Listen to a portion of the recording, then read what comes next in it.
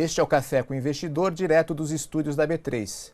Eu converso com Ittali Colini, diretora de operações para o Brasil do fundo 500 Startups. Ittali, no bloco anterior a gente conversou sobre o fundo lá fora, as empresas e o portfólio. E como funciona a operação da 500 aqui no mercado brasileiro?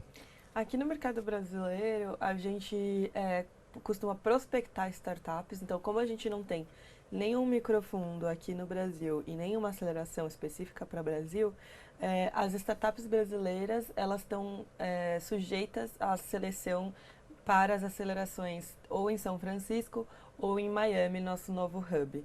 Então, o que a gente faz aqui no Brasil, né? Eu estabeleço relacionamento com diversos atores do ecossistema justamente para eu conseguir fazer uma prospecção de startups. Então, eu atuo bastante em prospecção de startups, em portfólio management das que a gente já investiu, mas também em relacionamento com outras organizações que possam se interessar em rodar algum programa em parceria com a gente, né? Então, existe a possibilidade, por exemplo, da gente ter um programa para Brasil ou, né, um track que a gente chama para startups brasileiras ou mesmo uma missão, né, de startups brasileiras lá no Vale do Silício. Então, essas possibilidades, elas podem ser trabalhadas em parceria com outras organizações, né, corporações, governos, e é para isso também que eu estou aqui no Brasil para estabelecer essas relações. Já as nossas atividades com relação à startup, eu acabo participando muito da seleção de Miami, então eu tenho um contato muito próximo com a equipe de Miami e acabo fazendo as entrevistas para a seleção de Miami. Então eu seleciono startups brasileiras que eu acredito que tenham um potencial, que estejam no estágio certo para uma das duas acelerações, né? E eu faço essa ponte para a gente conseguir, inclusive, ter um pouco mais de granularidade, porque quando a gente abre a inscrição, a gente recebe muita inscrição. Mas existe um processo só para o Brasil ou o processo é para Miami e São Francisco? O processo é para Miami e São Francisco. Eu dou apoio a esse processo, filtrando, né, ou indicando, ou dando referral, que a gente chama, de startups que se destaquem. Porque, como eu falei, são muitas startups, o filtro geralmente lá em São Francisco ou em Miami, ele vai estar relacionado à receita, ele vai estar relacionado a modelo de negócio, ele vai estar relacionado a tempo da startup, a experiência dos empreendedores, enquanto que se a gente tem uma informação qualitativa para agregar nessa seleção, a gente consegue ter digamos assim, um detalhe maior. Então as startups brasileiras concorrem com todas as startups do mundo? Para São Francisco, para a aceleração de São Francisco, as startups brasileiras competem com o mundo inteiro. Para a competição, né, para a aceleração em Miami, as startups brasileiras competem com startups do sul dos Estados Unidos e América Latina. Então é uma concorrência grande também. Tem alguma meta, você tem alguma meta de quantas startups brasileiras precisam participar desses processos? Ou isso depende do que você encontrar, do momento ou das empresas que se inscreverem?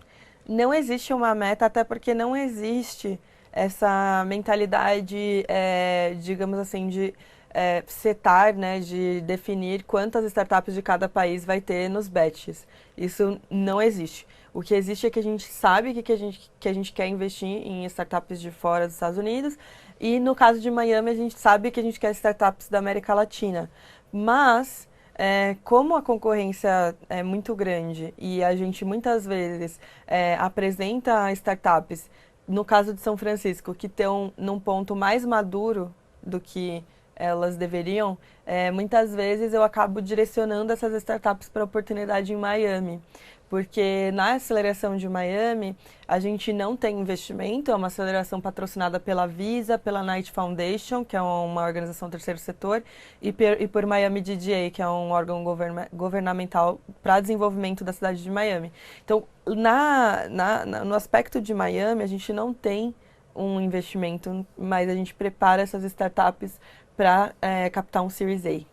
Então, quando a startup passou do ponto para São Francisco, eu geralmente direciono ela para Miami ou eu acompanho. Tem muitas startups que também estão muito early para qualquer um dos programas E aí eu faço uma call e acompanho elas, digamos assim, vamos fazer um follow-up em 5, 6 meses para ver como que evoluiu. Porque eu quero poder também poupar o tempo do empreendedor. Eu não acho tão legal eu, digamos assim, prospectar todo mundo, falar com todo mundo, falar, aplica, aplica, aplica, sendo que para o Sim. empreendedor às vezes não faz sentido, né? Tá. Então, E quais são as principais startups do seu portfólio aqui no Brasil?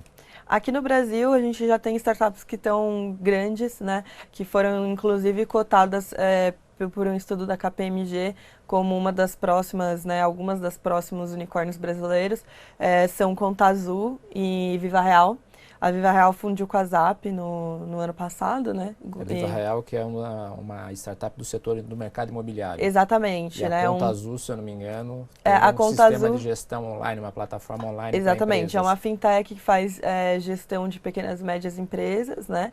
E a Conta Azul, ela cresceu muito, tanto a Conta Azul quanto a Viva Real já são centauros hoje, né? Centauros são empresas que valem mais de 100 milhões de dólares, certo? Exatamente. Então, agora a gente começou a criar diversas classificações, Claro. né? O mercado começou a criar porque já tem bastante unicórnio, mas também tem algumas granulações aí. As empresas que valem mais de 100 milhões de dólares, elas acabam já sendo importantes, consolidadas. Então, criou-se a palavra, né? A terminologia centauro.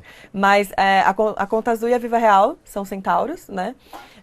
A gente tem também outras grandes, como a Pipefy. E a gente tem também empresas que são, digamos assim, não estão grandes no estágio que essas estão, mas estão crescendo muito rápido, como por exemplo a IDWall. Então, a gente tem uma diversificação no nosso portfólio, desde fintech. Então, você falou de teses, mas tem alguma tese específica, algum setor que vocês gostam de investir? Assim, não existe tese para setor específico, nós somos agnósticos, né, em termos de setor. Mas a gente vê que existem algumas tendências globais, né? Então, fintech é uma tendência global, health tech é uma tendência global, blockchain, né? Inteligência artificial. A gente com certeza sente essa tendência em diversos lugares do mundo e acaba tendo bastante dessas empresas no nosso portfólio, mas não significa que a gente invista só isso, né? Tem também e-commerce, a gente tem também beauty tech no portfólio brasileiro também, né? Quem é? A Beauty Date, que serve como marketplace para profissionais de beleza, né? Para as pessoas marcarem sessões com profissionais de beleza. E a gente tem também a Carreira Beauty, que lançou agora um serviço chamado Arrasou, que é um serviço para ajudar os profissionais de beleza a fazerem marketing digital sem necessariamente ter o conhecimento sobre marketing digital. Então, eles estão automatizando o marketing digital para esse grupo de empreendedores ou microempreendedores. Você investe no estágio bem inicial da empresa, que é o estágio seed. Isso. O investimento chega a ser apenas no PowerPoint ou a empresa já precisa estar com o produto, ter um MVP, estar faturando? Ótima pergunta. Nós não investimos em PowerPoint. Precisa ter um MVP, pelo menos um MVP rodando, né?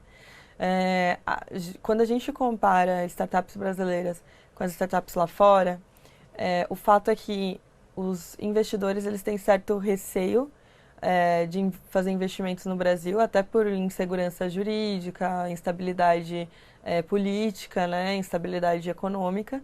Então, para compensar isso, o que eu vejo é que as startups brasileiras elas acabam chamando atenção quando elas estão em estágios um pouco mais maduros do MVP, ou de rodar o MVP, que já está começando a tracionar ali mesmo, que eu já estou vendo um crescimento forte, número de usuários, Sim. que eu já tenho alguma receita relevante.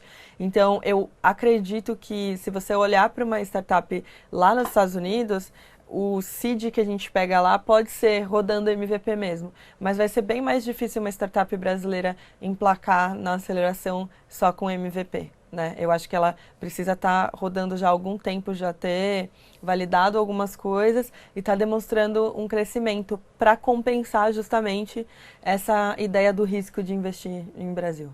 E vocês fazem investimentos subsequentes em séries A, B ou C nessas empresas? Sim, geralmente a gente faz follow-on quando a gente quer manter a nossa posição, né? Então a gente tem pelo contrato, pelo KISS, a gente tem, digamos assim, preferência, information rights, né, preferência de entrar numa próxima rodada.